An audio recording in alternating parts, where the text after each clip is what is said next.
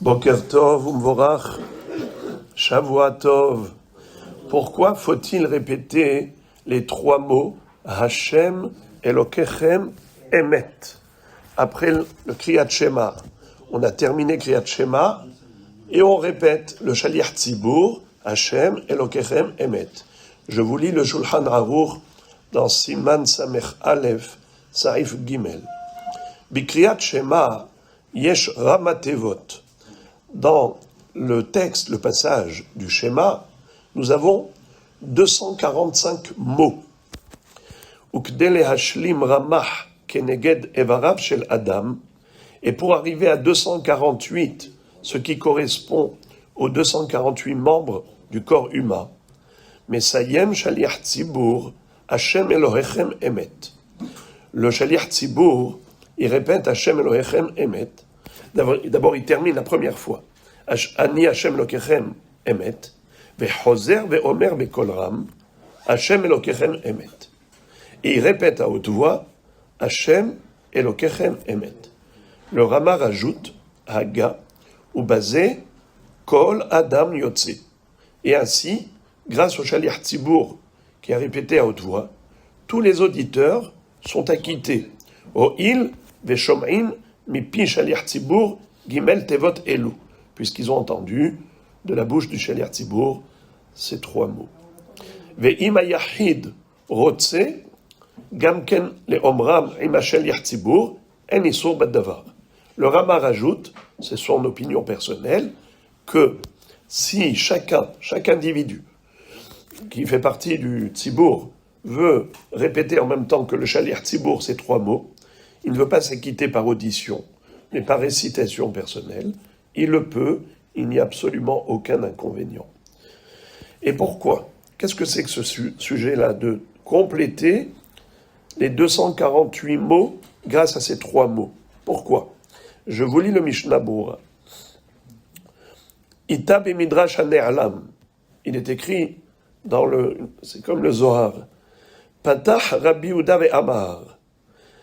Rif'ut tehi le'sharecha ve'shikui le'atzmotecha. C'est un pasouk. La Torah est source de vie, de bonne santé pour tout ton corps, pour tous tes os, tes membres. A Torah irefoa la gouf ve'la'atzamot. Ba'olam hazeh ou ba'olam haba.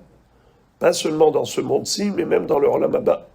De Amar Rabbi Nehorai, Amar Rabbi Nehemia, Bikriyat Shema, Ramah Tevot, Keminyan Evarav Shel Adam.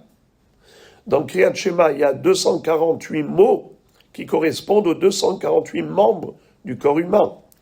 Va Kore Kriyat Shema Ketikuno, Kol Ever Ve'ever, Notel Teva Ahat, ou Mitrapabo. Chaque membre va puiser son énergie, cette vitalité, de ce mot-là, de la Torah, qui est source de vie. Comme si la Torah faisait fonction d'un produit, d'un élixir de vie qui est capable de procurer à l'homme la santé, même dans ce monde.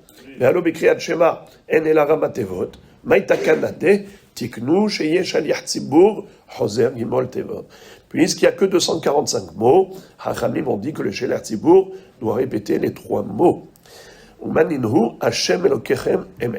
Alors maintenant, au niveau de celui, d'abord, premier point, est-ce qu'il faut dire la première fois Ani Hashem Elokechem Emet ou bien Ani Hashem Elokechem? Le Mishnah Bura dit que même le Yahid doit compléter le schéma avec le mot Emet. Yahid belahash mesayim gamken betevat Emet. Mais après ça, il ne faut pas répéter Emet veyatziv. Directement veyatziv. Ani Hashem Lokechem Emet. Et après, plus tard, on dit veyatziv et nachon. Après avoir entendu les trois mots Hashem Lokechem Emet. Mais le Mishnah Bura cite à ce propos, tout de même, une mahloket entre la Kabbalah et la Halacha. Besefer Asara Ma'amarot, Katav, She'ashatz, Lo Yesayem Belahash Betevat Emet. Kim Kshechozer Ve'omer Bekol Ram. ובזה ימצא החשבון רמ"ח Deila Bachi Yeramat. Le rabbin de Pano, Rabbi Menachem Azaria de la ville de Fano en Italie, eh bien lui était Mekoubal après le Harizal.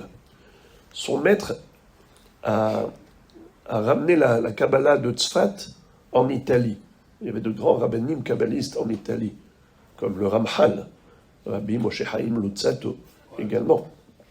Eh bien, lui, le Rama, Rabbi Menachem Azaria de Fano, était lui aussi un grand décisionnaire de halakha, mais en même temps Mekoubal.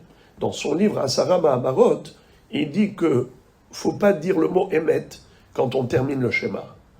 Ani Hashem Elokechem. Dans la Torah, il n'y a pas écrit Emet. Alors, il dit, on rajoute Hashem Elokechem Emet, mais que c'est 3 mots, car 245 plus 3, ça fait 248. Si tu dis rajoute le mot Emet, ça fait 249.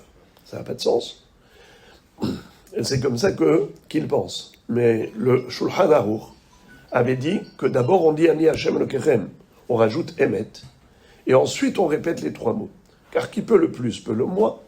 Si on a 249, on a inclus 248. Et ensuite, le Mishnah Boa cite une mahloket entre le Gaon de Vilna et le Pri Megadim, à savoir à qui faut-il donner raison. Le Gaon de Vilna donne raison au Rama de Pano, au livre Asara Mahamarot, qui dit qu'il ne faut pas dire Emet la première fois. Tu t'arrêtes à Ani Hashem Lokechem, comme c'est écrit dans la Torah, et ensuite, on écoute du Shalir Tzibour Hashem Elokechem Emet, ça fait 248.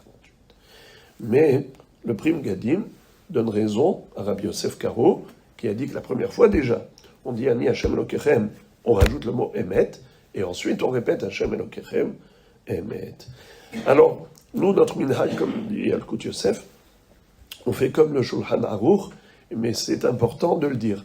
Les Ashkenazim, eux, quand ils font la Kriyat Shema tout seuls, parmi les Ashkenazes, il y a ceux qui remplacent ces 3 mots, Hashem Elokechem Emet, par El Melech Ne'eman.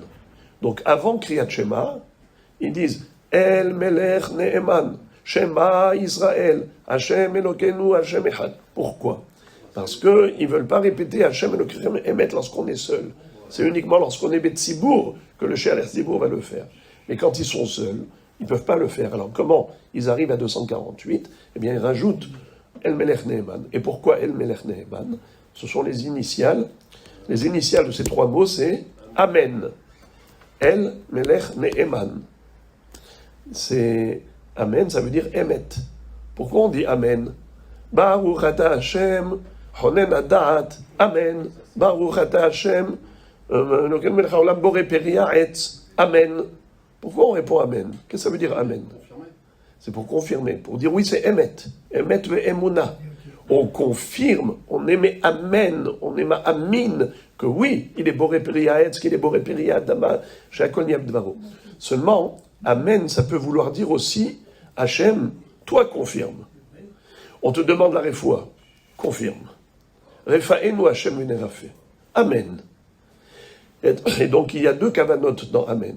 Soit nous on confirme, soit on demande à Dieu de confirmer. Alors ça dépend. Si c'est une déclaration, Baruch ata Hashem Elokeinu melech haolam, borei peri ha'adama, borei peri ha'etz, she'akol niyeh b'dvaro, et ainsi de suite. Alors nous on confirme. Amen, c'est Emet. Oui, c'est lui qui est melech haolam. C'est lui qui est borei peri ha'etz. Mais si c'est une demande, Yehi ratson milfanecha, ou bien un souhait, vous répondez Amen. À chaque fois qu'on fait un souhait, une bracha, vous dites Amen, Amen. Ça veut dire quoi, Amen ? Que Dieu confirme cette bracha. Et quand on répond Amen au brachot de la Hamida, quelle est la kavana du Amen ? Elle est double. Elle est à la fois, pour le début de la bracha, une confirmation de Dieu, et pour la fin de la bracha, notre confirmation. C'est-à-dire, exemple, on va dire Refa'enu Hashem v'nerafeh, Oshia'enu v'nivashera, ki tehilatenu ata. ועלי ארוחה ומרפא לכל תחלואנו, לכל מכאובנו, לכל מכותנו, כי אל רופא רחמן ונאמן אתה. Alors qu'est-ce qu'on dit ? Amen. Akadosh Baruch Hu envoie une bonne santé à tout le monde. D'accord ? C'est ce qu'on demande. Mais après, quand on dit Baruch ata Hashem, Rofeh Holeh Amo Israël, c'est quoi ? C'est une déclaration, c'est une proclamation. Toi Hashem, c'est toi qui guéris. C'est toi qui guéris toute chair. C'est toi qui guéris tous les malades d'Israël. On fait Holé Amo Israël. Qu'est-ce qu'on dit? Amen. Oui, bien sûr, c'est vrai. Si grâce à Dieu, tous les malades ont guéri, c'est grâce à qui? Si Baruch Hashem, tous les gens en bonne santé sont en bonne santé, c'est grâce à qui? Alors on confirme. Oui, Amen. Donc à ce moment-là, la kavana du Amen, elle est double. Kol Tov, Shavuot Tov.